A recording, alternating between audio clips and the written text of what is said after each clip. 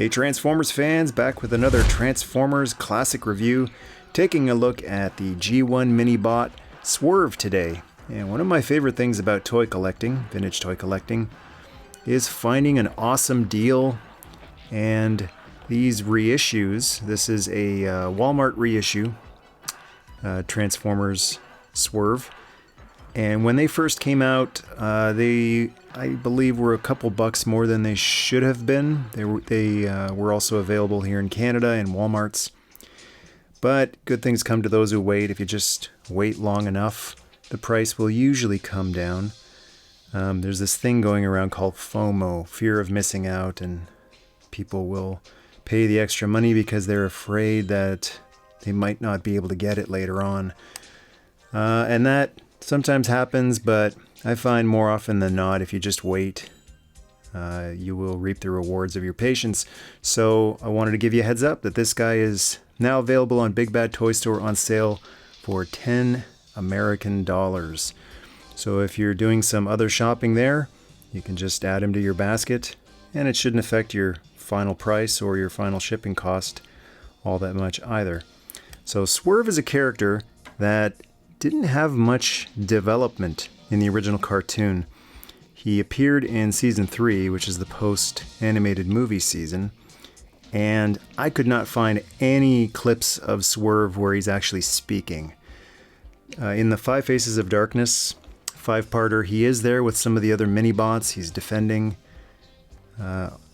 Autobot base, and he just doesn't say anything. It's Warpath, Outback gets some lines, Pipes gets some lines, but poor SWERVE was just kind of a background guy. So it didn't take much time in those classic cartoons to develop a personality. I mean, Outback is a perfect example of that. He didn't have many lines in season 3, but he had enough that he's a somewhat memorable character. Same with Pipes. This guy, no lines whatsoever. TF Wiki says that there was a Japanese actor who was a voice actor for SWERVE, so I guess he got some lines in the Japanese cartoon, but in terms of the American, North American or English Sunbow series, nada. So on the back of the card, we've got the classic Transformers artwork, a really tiny version of it, as well as some transformation steps. And he is a recolor of G1 gears, so he's the exact same type of truck, Jeep type of thing. Not all that many steps. And since you didn't get any characterization on the show, it all comes down to the tech specs. So let's learn a little bit about who Autobot SWERVE was. His function was metallurgist, and the quote reads, "Molecular structure is the window to understanding." If Autobots had driver's licenses, his would be revoked. A menace on the highways, doesn't pay attention to where he's going or the orders he's being given, easily distracted by anything. Hand sensors can determine physical and chemical properties to metals, goes 120 miles per hour, with a range of 500 miles in car mode, gets into lots of accidents. So he's a scientist type of character, kind of like Perceptor or Wheeljack. And there's a little bit more characterization on the TF Wiki page, including a really cool quote from one of the IDW comics, Cybertronian Homesick Blues, where he says to Prime, "People don't like me, they just laugh at my jokes. There's a difference." And he comes with a tech specs meter, even though he didn't come with a decoder. I've got this spare one which we can use to decode, and we can see that his strength is about a little below halfway in the middle. His intelligence is very high. You'd think his speed would be a little faster, but I guess he's more of a off-road type of vehicle. Endurance is not bad. Rank is low. Courage is about in the middle. Firepower is a little above average. And his skill is also about average, or a little above average. And here's SWERVE in robot mode. First thing that I notice on him is the really nice shiny chrome legs. Really, really shiny. And the interesting thing about his Autobot symbol on his back is that it's sideways. They're usually the other way, up and down. Let's see if it works. These work by just rubbing or holding your finger on them. And sometimes it takes a while to wake them up, warm them up. But we see he is an Autobot. That's cool. Articulation. Arms go a full 360. And this is part of the transformation, but I guess it counts. He's got a knee bend, I guess. Make him sort of look like he's running. It's a very simple transformer, very simple G1 transformer, and they were more meant to just kind of be held like this, and you would walk around with them, and move a fist like this to punch Decepticons. So for the original ones, it wasn't really about articulation. It was more about the sculpt and the alt mode too. But got a nice shiny sticker on the chest here, little Autobot logo on his belly. And what I think is especially nice is his face. Has quite a bit of, for a G1 Transformer, that's going above and beyond, painting the eyes blue. So that is an upgrade over the original one. Original one was just a red head and face, but for the reissue they have given him a silver face and blue visor. So that's pretty much it. Pretty simple design. There you see that is not actually a W, that is an M from the Takara days, Microman.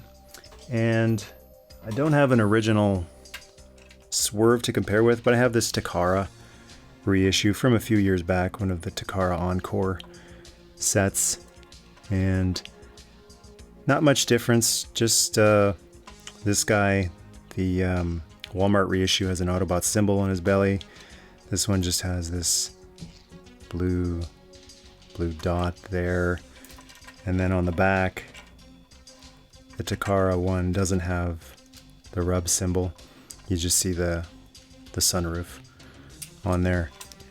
So let's give this guy, before I transform him, I forgot one more comparison, probably the most important comparison. Gears.